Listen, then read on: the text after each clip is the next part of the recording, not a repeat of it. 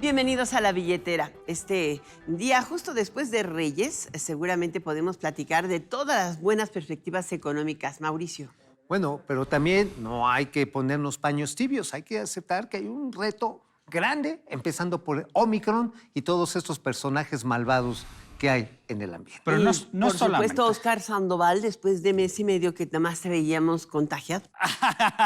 Me veían a la distancia, pero aquí estamos muy contentos. Y bueno, pues observando qué está pasando en la economía de nuestro país, porque a veces a mí me da la percepción como consumidor que te das cuenta de que las cosas suben, pero pues de todas maneras tienes que pagar el súper y de todas maneras tienes que pagar la luz y de todas, entonces pues no te queda más que seguir Pero la dándole a gran la duda, bicicleta, están de ¿no? acuerdo, es si tenemos una estanflación, inflación alta con bajo crecimiento económico.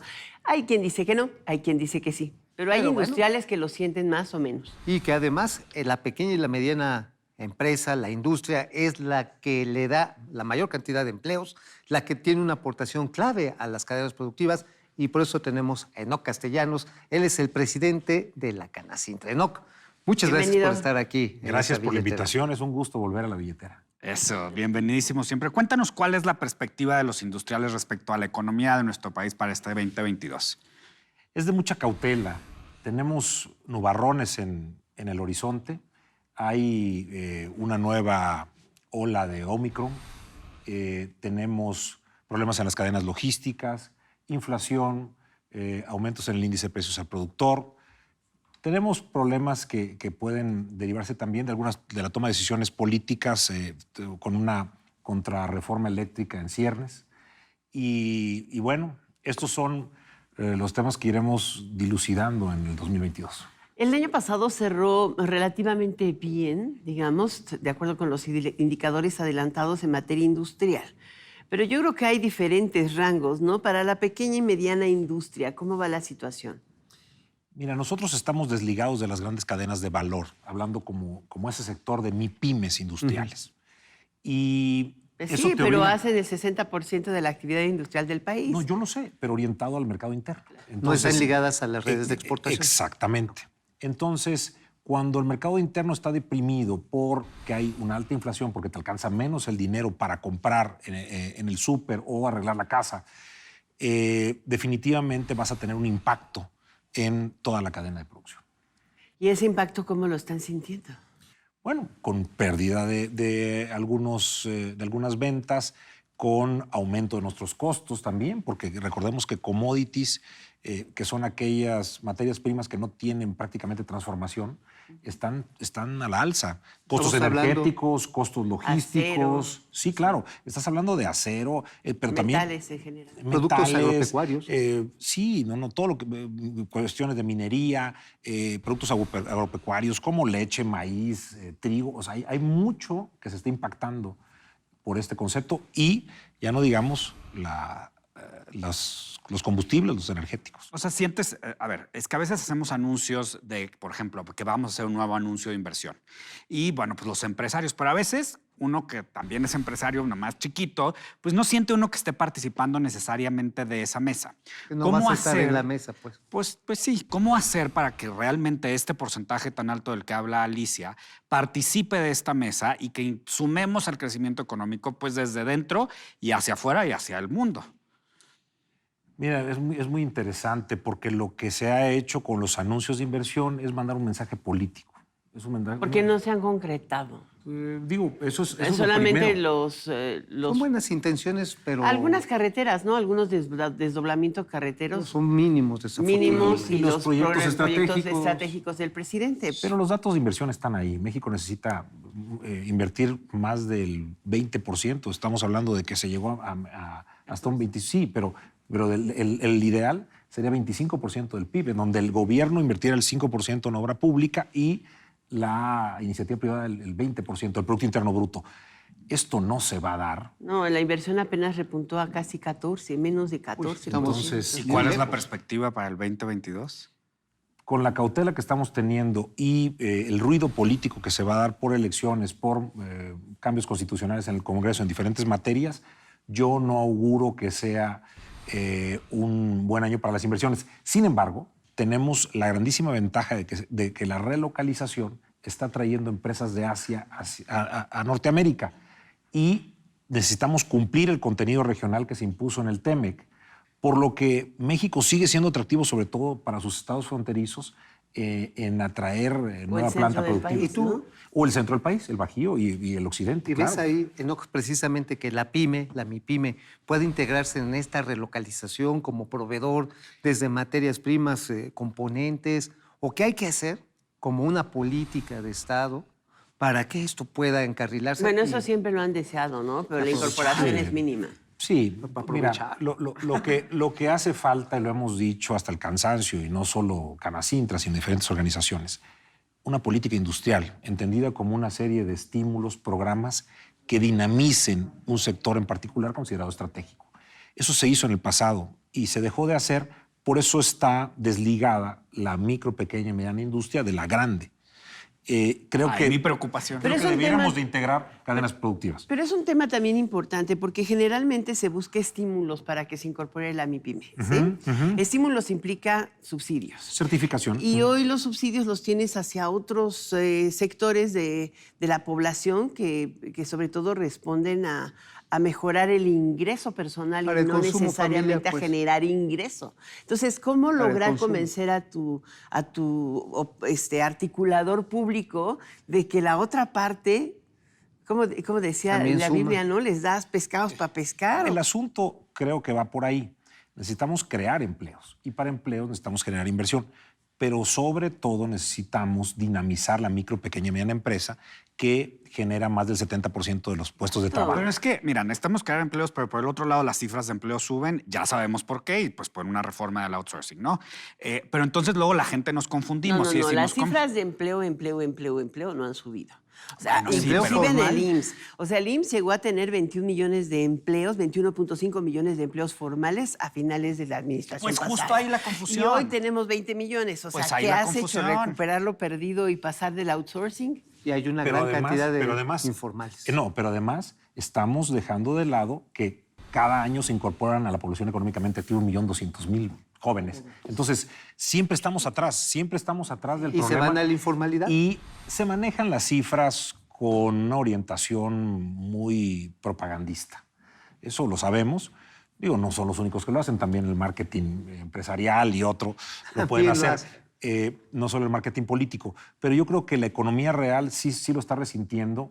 Debemos de buscar mejores empleos que estén mejor pagados, más capacitados, pero sobre todo que le den una manera de ganarse a la vida a la mayoría de los mexicanos de manera digna y sustentable. ¿Y tú crees que el entorno político también es este entorno actual que viene con 6 elecciones de Estado? Bueno. Te genere condiciones de Estatales. certidumbre para también impulsar economía. O sea, ¿Cuándo gente que más dice bien, que no. ¿Cuándo pues sí. vamos a ver que ese factor que mencionas que puede en un momento dado afectar las expectativas? ¿Cómo lo ves tú? Siempre tenemos elecciones en México. El ruido político está, a veces más, a veces menos, pero lo que hace falta es una visión de largo plazo. Yo creo que lo que carece el país y ha carecido en muchas décadas es justamente la visión de un estadista que diga dónde quiero ver a México en 30, 40 años. Aunque digan que la transformación se quedó. Normalmente lo que se hace es el Plan Nacional de Desarrollo, no que eso es sexenal, pero sí ha habido algunos ejercicios que no son lo suficientemente incluyentes, que no tienen la visión de todos y por eso no. Tal vez el sector agropecuario de continúan. exportación, hay que reconocerlo, ha tenido un trabajo de Sí. política de Estado que ha perdurado en este Pero gobierno. ese trabajo, no, en este... Tiene 24 años, digo. Perdón, Pudo perdón. haberle- Desde que entró Te Fox van a hablar. empezaron Sí. a... Pero bueno, finalmente, sector agropecuario, industrial. Pero Agroindustrial. exporta a Estados Unidos, no es el que nutre el mercado mexicano. O sea, la verdad es que necesitas integrar absolutamente al sistema agropecuario. Al mercado doméstico. No, al sistema agropecuario general, quitarte de tanta sobreregulación en el siembra de semillas. O sea, ¿por qué está tan cara la producción agroindustrial de pollo, carne, cosas estas? Importamos. Por los Porque insumos. importamos maíz amarillo y somos bien hipócritas, ¿no? Lo importamos biotecnológicamente modificado, pero aquí no lo hacemos. Entonces, es eso Son que esas dicen. trampas ideológicas. Yo tengo una Sí. pregunta No de para ahora, ti. sino desde hace. Los insumos están subiendo y hay mucha presión también para que los precios no suban a pesar de la alta inflación. Digo, lo vemos todas las mañanas, quiénes quieren los precios, bla, bla.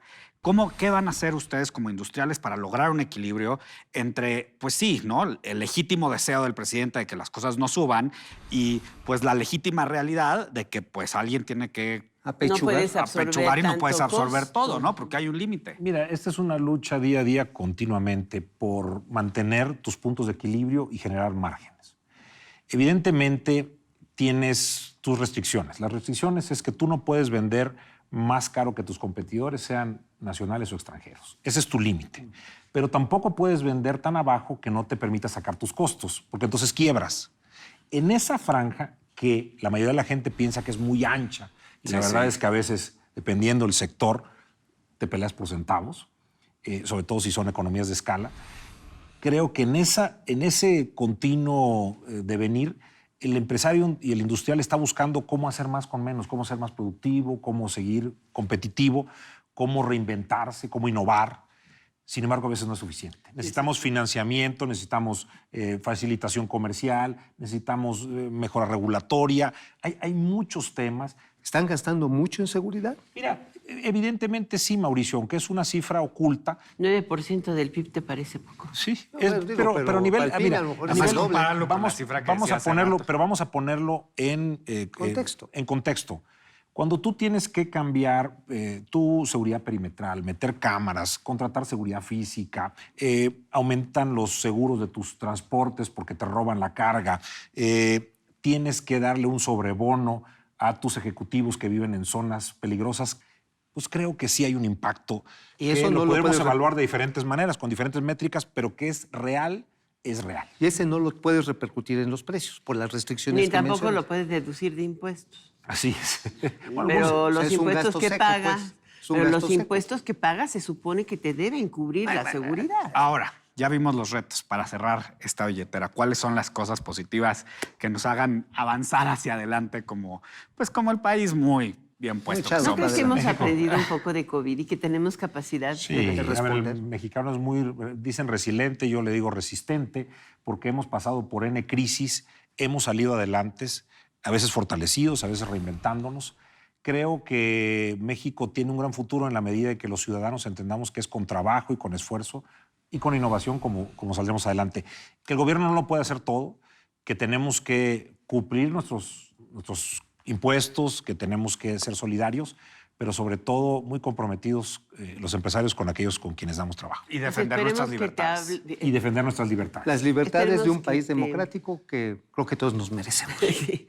Yo creo que lo vamos a invitar una vez que nos den a conocer las perspectivas económicas oficiales, ¿te parece? Bien. Porque, ¿qué tanto le estamos creyendo a esas expectativas y dónde está la expectativa del sector privado?